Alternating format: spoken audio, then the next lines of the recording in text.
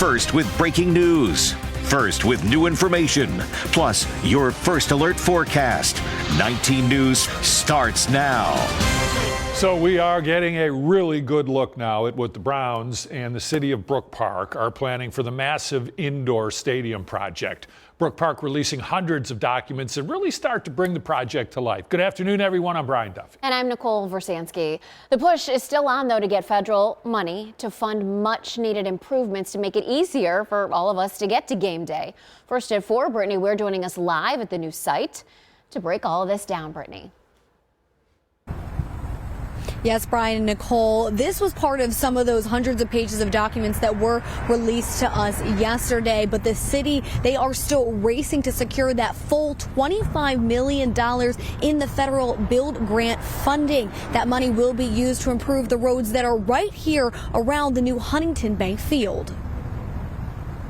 Right now, the roads and infrastructure can't handle the anticipated traffic nightmare around the new dome. Paul Marnichak, Brook Park's Economic Development Commissioner, says the proposed fixes include widening I-71 ramps, building a bridge, and adding pedestrian infrastructure such as sidewalks throughout the area. Each buildable unit makes it easier, hopefully, to get around Cuyahoga County. The entire project costs more than $51 million, with Brook Park paying about half of that. So what happens if you don't get the full 25, you just maybe get 10 million? What does that look like? We're evaluating options there. There's other potential funding sources, so we're casting a wide net. Leaders from all around the state have written letters to the federal government showing their support for this project, including Cleveland Mayor Justin Bibb, who originally fought to keep the team downtown. So we have all these entities that are contributing letters of support because they've taken the time to learn about this and realize this is a great project for the region. And Marnichak says they should find out whether or not they get that full funding by this June. Now, if awarded that full $25 million, the construction here on the roads would start at the beginning of 2027 and then lasting until the summer of 2029, which is right before that self-imposed deadline the Browns have put on them to finish this dome here. For now, we're reporting live in Brook Park, Brittany Weir, 19 News. So we're not sure when the Browns will start digging the hole there in Brook Park, but we are digging deeper into this issue tomorrow on the next episode of Stadium Showdown. You can watch it live at 6:30 right after 19 News at 6 on our free 19 News Plus streaming app. Now your 19 First Alert forecast. Certified most accurate since 2004. All right, now to our first alert on some warmer weather that's heading our way. 19 First Alert meteorologist Andy Chillian joining us with much warmer details for the forecast. Yeah, looking nicer tomorrow. We'll be in the 50s. Some areas 20 degrees warmer than we are right now. So big changes ahead, but at least the sun has been out on this Thursday afternoon. We see beautiful blue sky. It looks like the traffic's moving a little bit better in Avon on 90 right now.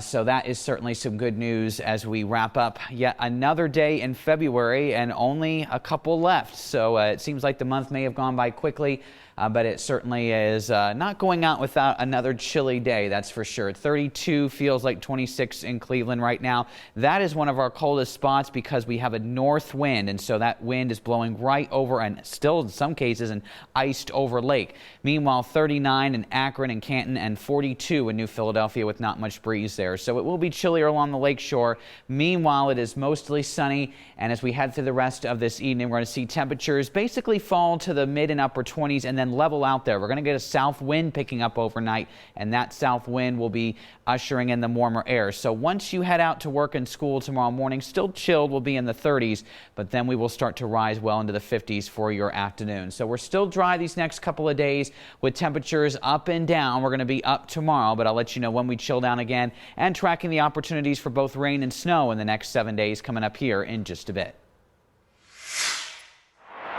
More signs of growth in downtown Cleveland. First at 4, new renderings show what a riverfront amphitheater and a public basketball court could look like. Keith Grant joins us live downtown. So Keith, where would these projects be built?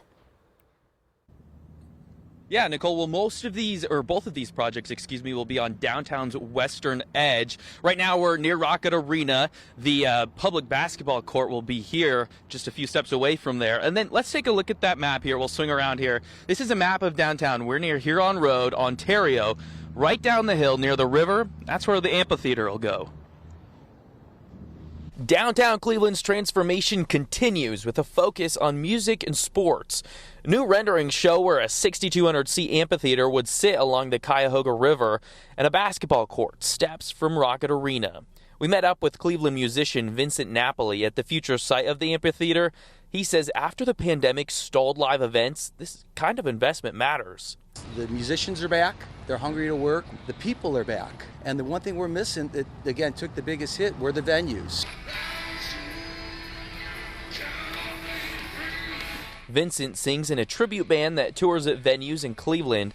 The local artist says the outdoor venue could give performers like him a new place. And it'll allow the local tribute shows, the big local original acts to come out and play. But you'll still attract some national acts as well, absolutely. Bedrock and Rock Entertainment Group announced the amphitheater Thursday morning. It's the latest project along the river and will be next to the Cavs' new practice facility already under construction. The goal is to connect our residents to our waterfronts, right? We're a two waterfront city. We have historically underutilized that. A reminder for Napoli that Cleveland is still the rock and roll capital of the world. All right, the timeline for this amphitheater project, Bedrock says they hope to have their first act there by 2028, so we've got a few years to wait, but of course that all depends on the city's approval process as well. In downtown Cleveland, Keith Grant, 19 News.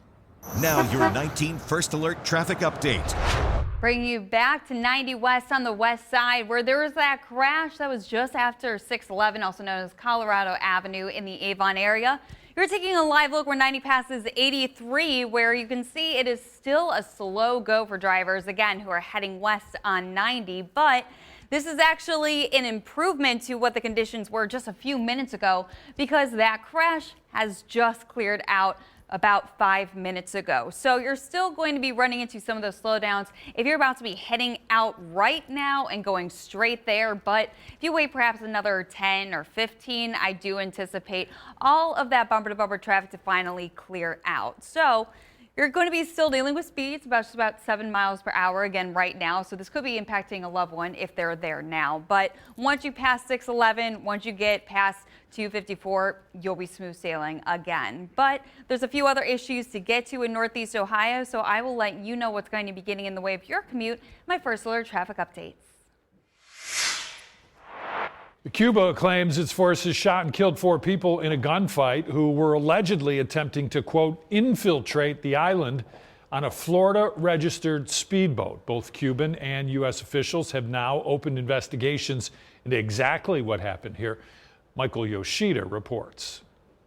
A deadly gunfight in the waters off Cuba, near Falcones Cay on the northern side of the island. In a statement, Cuba saying border guard troops approached a speedboat after it entered territorial waters, and someone from the speedboat fired at Cuban forces, who then returned fire, wounding its commander. Cuba said its forces killed 4 people and injured and detained 6 others. The country's interior ministry saying the passengers of the speedboat, which was registered in Florida, were Cuban residents in the U.S. and heavily armed with guns and Molotov cocktails, alleging they were trying to infiltrate the island for, quote, terrorist purposes. The incident happened just over 100 miles from Florida. Secretary of State Marco Rubio saying the vessel was not a U.S. government operation, and the U.S. will do its own investigation. Suffice it to say, it is highly unusual to see shootouts. It's not something that happens every day. It's something, frankly, that hasn't happened with Cuba in a very long time.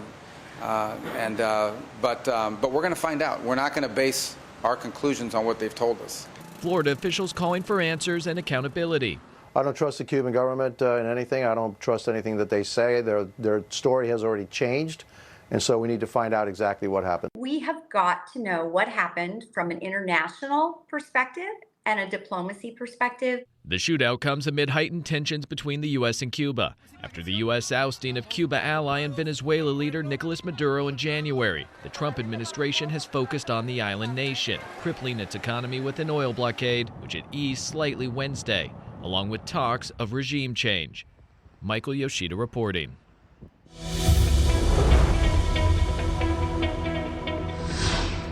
In honor to the life and legacy of civil rights leader Reverend Jesse Jackson, Cuyahoga County Executive Chris Ronayne ordered flags to be flown at half-staff at all county buildings through March 7th. And a series of memorial services began today in honor of the late Reverend Jesse Jackson. Mourners gathered to pay respects at the Rainbow Push Coalition headquarters in Chicago, where the civil rights icon will lie in repose for 2 days. Events will also take place in Washington, D.C. and in South Carolina, where Jackson was born and began his fight for civil rights. He taught us all something that we are all going to remember in a lifetime. Keep hope alive. Keep hope alive. And I am somebody. Reverend Jackson died last week after battling a rare neurological disorder that limited his speech and mobility. He was 84 years old. Well, Ford has announced a recall of 4.3 million pickups and SUVs in the U.S. A software error may cause trailer brakes and exterior lights to fail. The recall covers 2021 through 2026 F-150s, 2022 through 2026 F-250 SDs, Lincoln Navigators, Expeditions, Mavericks, along with some Ranger and E-Transits. A software update is expected to begin in May. Owners may take their trucks to any Ford or Lincoln dealer for the update at no charge. Well, caught on camera, one wild rescue in California. This is new video from Saturday. People were trapped inside a burning apartment, sheltering on a second-story patio. The flames were spreading so quickly through the building that officers actually guided parents on the patio through the unimaginable, dropping their 3-year-old child down to those officers waiting below. How many other people? Oh, and he caught her. Moments later, the family dog was also dropped safely. Fire crews helped the rest of the people get off the patio, and thankfully, no one was hurt. Wow, that was something else. All right, also caught on camera, this is from the State Road Rodeo in Florida, where a rogue cow was on the run. Now, here go police. They're handling traffic until the animal's owner rides up on a horse. I'm not kidding. Now, here you go, as this cowboy breaks out the old rodeo skills. The owner lassos the cow with utterly remarkable finesse. I mean, now your 19 First Alert forecast. Certified most accurate since 2004. How am I supposed to follow that? Okay, well, it's great video there. Everything's hot on camera nowadays, right? Hopefully you'll be able to go outside, get some good pictures maybe on a nice day tomorrow. It's going to be a lot warmer out there. Temperatures into the 50s. Now Saturday it will still be warm, but that is trending more south now. We're going to see a front move through on Saturday, so the lakeshore will stay a little bit cooler as the wind shifts more to the north, and that front will leave us in the colder air on Sunday and Monday, where temperatures are at or below freezing. In terms of snow chances, I'm still watching a wheat clipper Saturday night.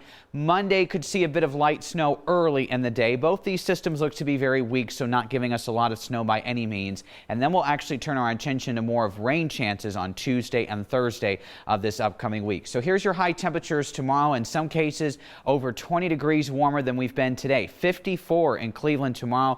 Menor, Ashtabula, lower 50s. Will be in the 53-degree mark. Worcester, Canton. Pretty uniform temperatures, honestly, not a big spread. And that's courtesy of a southwest breeze. So no lake breeze or anything like that tomorrow. It will be a bit breezy. 10 to 20 mile per hour winds will send us to the mid-50s. Millersburg and Dover right at 55. Now here's Saturday's high temperatures, and notice the lakeshore will be trending cooler. We'll be in the 40s for the first part of the day, but I wouldn't be surprised if we actually fall to the 30s Saturday afternoon along the lakeshore when that wind does shift more to out of the north. So not the greatest news there, but notice further south we're still in the warmth. 49 in Akron Saturday afternoon, 51 Canton, 56 in Dover. The front will take its time moving to the south. So if you want the warmth on Saturday, head south, where we'll have a couple days back to back in the 50s, and both those days will be be mostly sunny, I should say, on Friday, and then more of a mix of sun and clouds on Saturday, but staying dry during those daytime hours. So first alert future view, we're in this colder air as indicated by the blue. Here comes the warmth tomorrow, a really nice day despite a little bit of a breeze.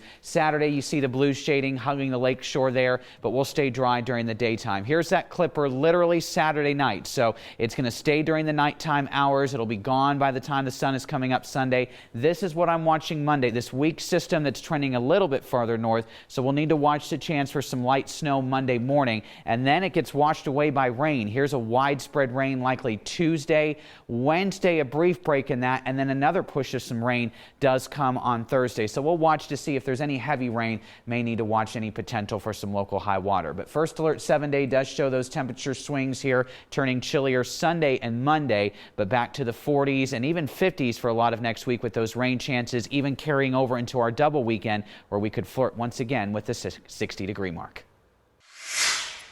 Now your top 4 at 4. An East Cleveland landlord pleaded not guilty today, facing charges for conditions at the apartment building there on Taylor in East Cleveland.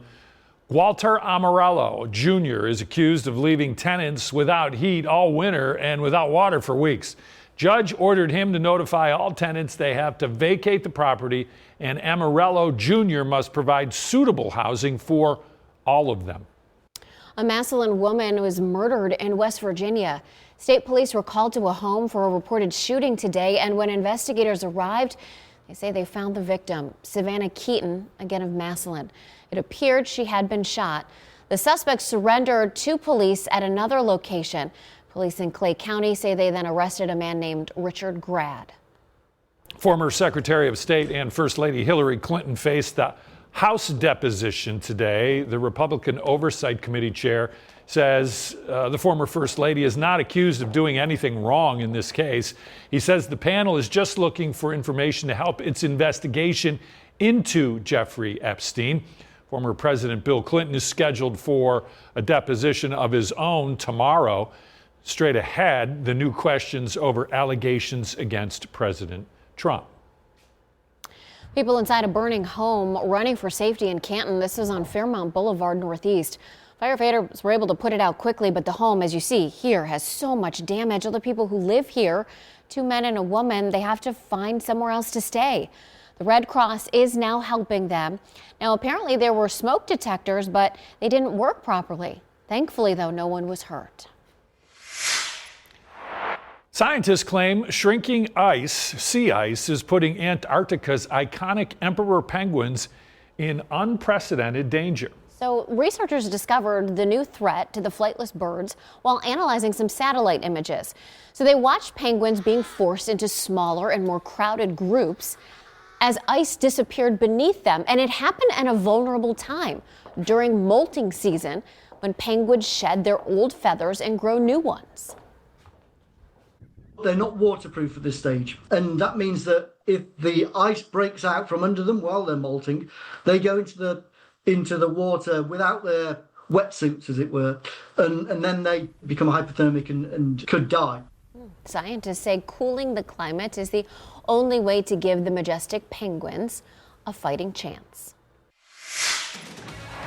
Breaking this hour, protests at Columbia University. This after a student was detained by federal agents at one of the residential buildings. The school's president says it's their understanding the agents made a false misrepresentation to get into the building to search for a missing person. The Department of Homeland Security said the agents arrested an immigrant saying her student visa was revoked in 2016 for failing to attend classes.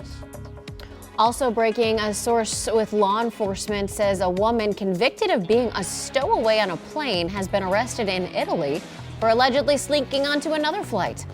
The source says she was allegedly snuck on an airline employees by airline employees at a gate at Newark Liberty International Airport. She then reportedly boarded a United Airlines flight to Milan without a boarding pass. She was discovered during the flight and detained. He's just 17, but he is looking at spending most of his life in prison. Well, that's because he's accused of a crime so violent, one of the prosecutors describes as cold-hearted. Vic Gideon with the new details on a case that has a family determined to get justice for their son. Take a look at this disturbing surveillance video. Our victim, who is doing nothing wrong except walking into a store. It shows 17-year-old Jahari Stegall getting shot in the head as he walked into a deli on East 185th Street, the grisly crime happening back in September. From juvenile detention, Royal King. The suspect, just 17 years old himself, Royal King. He appeared via video from the Juvenile Detention Center, but facing adult charges in a Cleveland courtroom. The court will enter a plea of not guilty on behalf of the defendant. The prosecution pushed to keep King's bond at $1 million. They say King poses a threat to the community. As the victim walked by him, there was exchanged words. The defendant allegedly turned and shot the victim in the back of the head, posing a threat to killing the victim and also posing a threat to people in the deli. Jahari Stegall was described as a good kid, and his murder even shocked Cuyahoga County prosecutor Michael O'Malley. It is one of the most cold-hearted, treacherous, cowardly homicides that I've seen in my tenure as prosecutor. After the shooting, police say Royal King took off in a stolen car. It took investigators almost 6 weeks later to track him down. Judge Joy Kennedy keeping the bond at $1 million. The original bond will be continued. There will be no contact with the victim's family. Royal King doesn't turn 18 until April. Before that, he'll be in Judge Peter Corrigan's courtroom at 9 o'clock on Tuesday. From the Justice Center, Vic Gideon, 19 News. Well, former Secretary of State Hillary Clinton answered questions under oath from the House Oversight Committee today in connection with the Epstein files. Her husband, former President Bill Clinton, scheduled to give his deposition tomorrow. At the same time, there are new questions about whether documents related to allegations against President Trump are actually missing. Erica Brown now with the story from Capitol Hill. A motorcade carrying former Secretary of State Hillary Clinton arrived Thursday morning for her closed-door deposition in Chappaqua, New York, where lawmakers grilled her about convicted sex offender Jeffrey Epstein and his accomplice Ghislaine Maxwell. No one's accusing at this moment the Clintons of any wrongdoing. They're going to have due process, but we have a lot of questions. House Oversight Committee Chair James Comer laid out some of those questions. How was he able to surround himself with some of the most powerful men in the world? Was he an asset for our government or any other government? In the written opening statement she provided, Clinton said in part, quote, "I had no idea about their criminal activities. I do not recall ever encountering Mr. Epstein." She also accused the committee of trying to distract from President Trump's actions. I hope that Chairman Comer and the Republicans will join us in demanding that the person who actually appears more times in the files than the former president, who we want to speak with, is President Donald Trump. Former President Bill Clinton is expected to testify Friday, and Chairman Comer denied the Clintons' request to conduct the questioning in public, but said he may consider a public hearing at a later time. Comer also said the committee is looking into an NPR report that an Epstein survivor's allegations accusing Trump of sexual misconduct are missing from the Justice Department's document release. We want to understand right now where the missing FBI files are. Both President Trump and former President Clinton deny any criminal wrongdoing and have not been charged in connection with the late disgraced financier. Erica Brown, CBS News, Capitol Hill. Former Secretary Clinton's deposition was paused for a while after a photo of the proceeding leaked online, which goes against committee rules. A massive drug bust. Ohio Attorney General Dave Yost just announced a task force seized 44 pounds of fentanyl. The sting happened in Madison County, just west of Columbus. Now, Yost says it is one of the largest fentanyl busts in Ohio history. The drugs are worth about $800,000 on the streets. 2 people were arrested. Thousands of pigs were killed in a barn fire. This is just west of Columbus. The fire burned in Madison County. And unfortunately, there were roughly 7,500 pigs inside that barn when the fire started. Fire crews and farmhands were able to save about 1,500 of them. You can see what a big fire it was, but 6,000 of those pigs died. No people were hurt. This is a big loss for the area, a mainly agricultural region of the state.